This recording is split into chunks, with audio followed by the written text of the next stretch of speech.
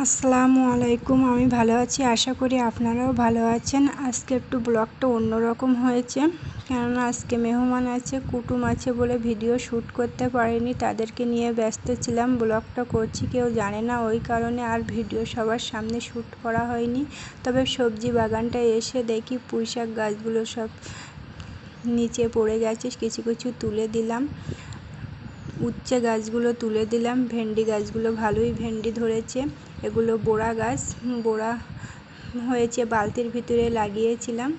ভিডিওটা যদি ভালো লেগে থাকে প্লিজ চ্যানেলটা সাবস্ক্রাইব করে দেবেন, বেল আইকনটি বাজিয়ে রাখবেন পরবর্তী নোটিফিকেশান পেতে। কে কোথা থেকে ব্লগটি দেখছেন কমেন্ট করে জানাবেন। তারপরে আমি এই রান্না করেছি, ডাল আর আলু রান্না করেছি। আমি সেভাবে দেখাতে পারিনি, তবে রান্না হয়ে গেছে। তারপরে আমি দেখাচ্ছি ডাল আর আলু। তারপরে উচ্ছে রান্না করেছি চিংড়ি মাছ দিয়ে, উচ্ছেটা রান্না করলাম। তারপরে একটু মাংস রান্না করেছি, মাংস অল্প রান্না করেছি। এটা উচ্ছে, এটা মাংস রান্না করেছি।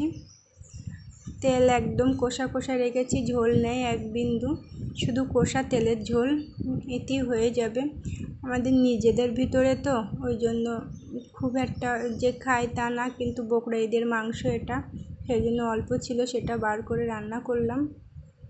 আমার মেয়েটাকে ঘুম পাড়িয়ে দিয়েছি, খাইয়ে দাইয়ে ওকে, ও ঘুমাচ্ছে। আমি উপরে যাব, উপরের ঘরে গিয়ে ভয়েস দেব, তার জন্য উপরে যাচ্ছি। কিন্তু আমাদের এই বাড়ির ভিতর থেকে ঘরটা আমাদের একদম রাস্তার দিকে, এই প্যাসেজ দিয়ে যাচ্ছি, গিয়ে রাস্তার দিকে ঘরটা। প্রচুর রৌদ্র বার হয়েছে, সকালে একটু বৃষ্টি হয়েছিল, তারপরে রোদ বার হয়েছে, ভীষণ রৌদ্র যাওয়া যাচ্ছিল না। এখন সবজি বাগানে ছিলাম যেটুকুনি, গা যেন জ্বালা করছে। দেখেন কীরকম রৌদ্র বার হয়েছে। আর আমাদের এই পশ্চিম সাইডের ঘর তো, জানলা দিয়ে না প্রচুর রোদ আসে। এই বারান্দাটা একদম দাঁড়ানো যায় না, আর গরমের সময় একদম থাকতে পারি না উপরে। জানলা দিয়ে দেখেছেন খাটে সবে আমি এসেছি, অল্প রোদ এসেছে, এখান থেকে 4টে পর্যন্ত ওইভাবে, যত সূর্য অস্ত যাবে তখনই খাটে আসবে রৌদ্র। এগুলো কাঁসার জিনিস, আমার বিয়েতে হয়েছিল। আর এই বাক্সের ভিতরে যে হাঁড়ি কুড়িগুলো রেখেছি, এগুলো আমাদের ওপরের ঘরে সানসেট নেই বলে ওপরের বাক্সে রেখেছি।